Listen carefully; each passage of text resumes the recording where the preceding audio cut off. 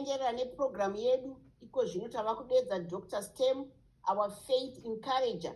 Zvimwe zvacho zvinotoda mumwe munhu anokuencourager, especially tichibva muChristmas neMew Year, matanga tichidya nekufara, nyama padzinenge dzamboti netei, zvakutoda kuti mumwe munhu atinesu nesu kuitira kuti tisvike padhuze natenzi. Over to you, Dr. STEM.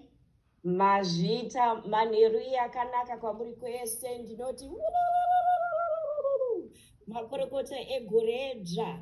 Here's today's faith encouragement for Mabvira Pamwe 2025. Ndichaita neshow English. Vadikane, gentle reminder nhasi uno yehope netariro apo tiri kutanga gore idzva ra-2025 as we gather here to grow and go, remaining joyful, patient and faithful. Let me start with a question regarding titange nemubvunzo. Pamauya nhasi uno pamabvira pamwe, manyora here kuti chii chamuri kuda kuti chiitike muone Ishe vachipindira within the next 10 days.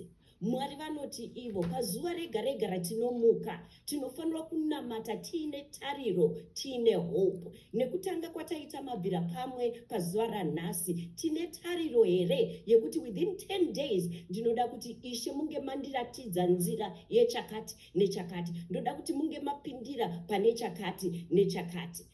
As we begin this 2025 today, this new year, may we embrace the hope that comes from trusting in God's promises for us in 2025.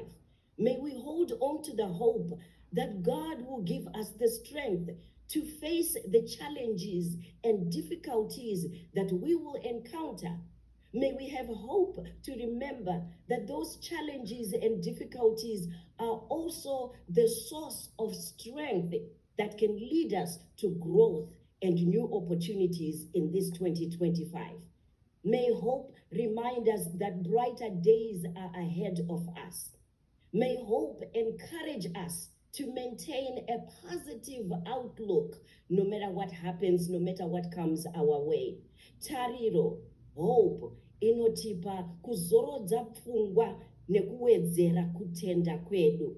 Pazuva ranhasi vadikani, ndinoti ngativei netariro inobva kumazwi achataurwa nemutauri wega wega atichawana pama 10 days atinenge tiri pano pamabvira pamwe. Nzeve dzedu dzemukatikati sekunamatika kwaita ngadzive idzo dzatinenge takavhura. Zviverengo zvichaitika ngazvinge zvichiminista kune zvatichanyora on our heart desires for the next 10 days. This is today's faith encouragement. Ndini wenyu, Dr. STEM.